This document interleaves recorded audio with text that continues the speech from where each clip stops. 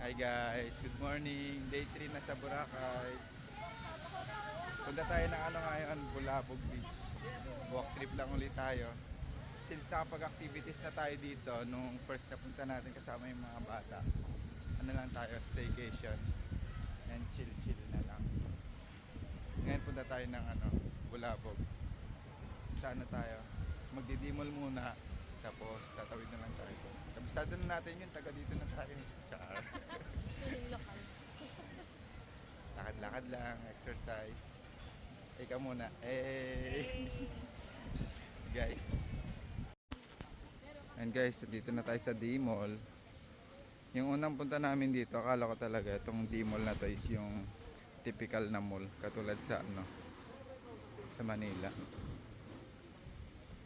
Nung una kasing punta natin, kasama natin mga bata. Maaga tayo nakarating. Kwento ko lang. 2 PM yung check out natin. Yung mga 10 yata, andito na tayo, no? Tapos dun pa tayo sa station 1 yata, yun sa may Jonis. Lakad-lakad kami. Tapos nakita namin sa mapa, uy, di mall, may mall. Doon muna tayo tumambay. Pasok tayo dyan. Sinanap namin to kasi nga akala namin yung typical nga na mall na may aircon. Kasi tambay muna sana kayo papalamig. Yun na, nakarating na kami dito. Ito pala yun. Hindi mall. Ano siya, parang mga stores na. Pero maganda rin naman kasi malilim. Kasi hindi nga siya katulad ng mall na sa atin. Aircon. Ayun no. Pero maganda naman no. Tagos natin yung sa may highway. Sa may highway. Dito tayo bumili ng souvenir nung nakaraan, no. Ayun, no.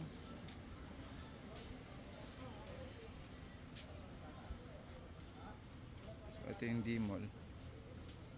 Paglabas natin dito sa may highway, tawid nun yung yung Bulabog na. Dito na kaya tayo? Dito sa kaliwa, oh.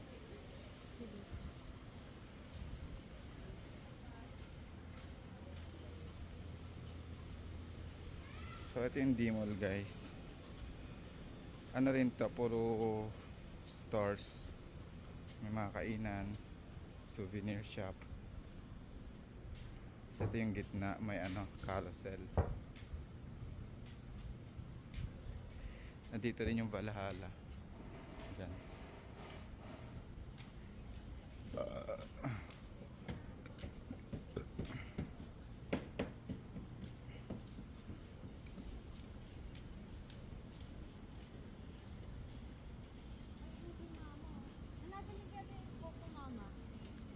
Mango Mama, Ube Mama.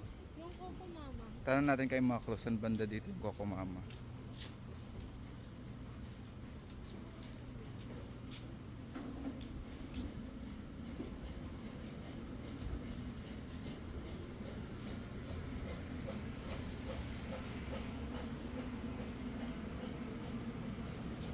Mostly mga kainan dito sa D-Mall.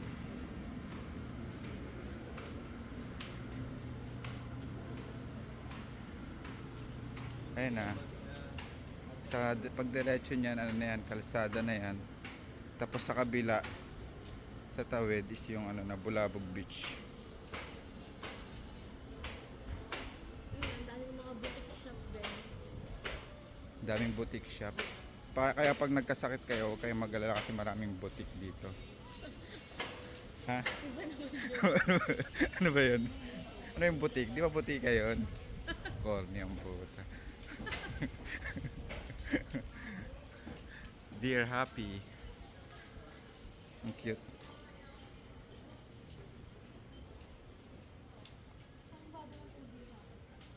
Ayun guys, palabas na tayo ng D-Mall.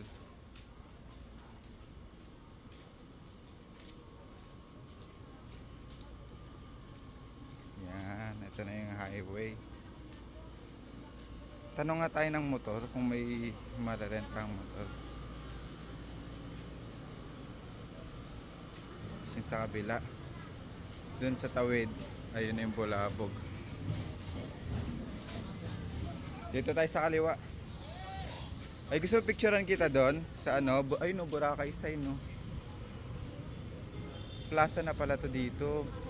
Buti lumabas tayo. Hindi po. Hindi po.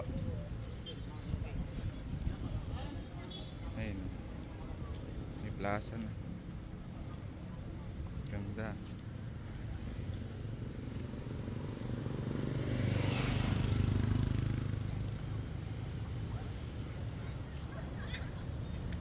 Ganda oh. Ganda ng ano, itsura.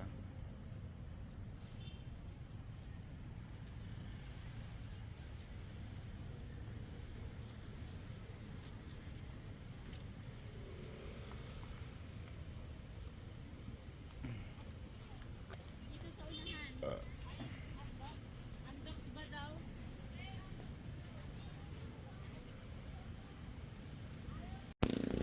Ayun guys, dito na tayo sa Bulabog. Ito yung kabilang side ng Boracay. So pag malakas yung alon tsaka hangin dun sa ano, sa kabila, dito ginagawa yung mga activities. Hindi na boss. Ayun na. Andito rin yung ano, yung mga port, yung mga bangka dito na mostly. Dito ah. Kaya nung pumunta tayo dito, nung dumating tayo, dito rin tayo dumana sa may Tambisaan kasi ditong side. Kasi malakas yung alon dun sa ano, sa kabila. Ayan.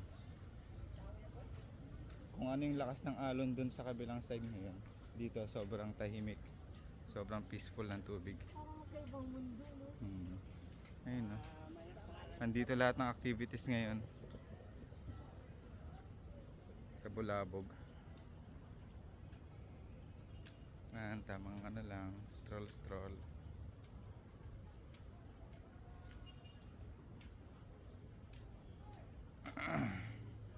So yan, may mga shop din dito, resto, kainan, cafe.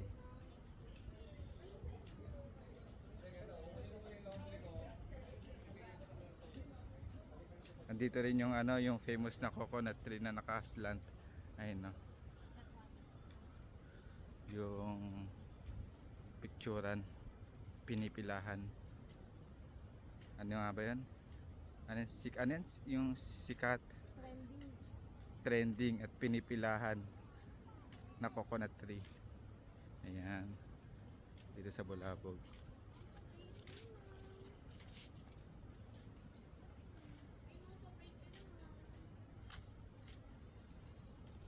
Dito na tayo sa dulo. Liligo ba tayo dito? Ang ano lang downside nandito sa Bulabog is mabato. Hindi katulad dun sa kabila na sobrang pino ng buhangin. Pero okay lang din naman.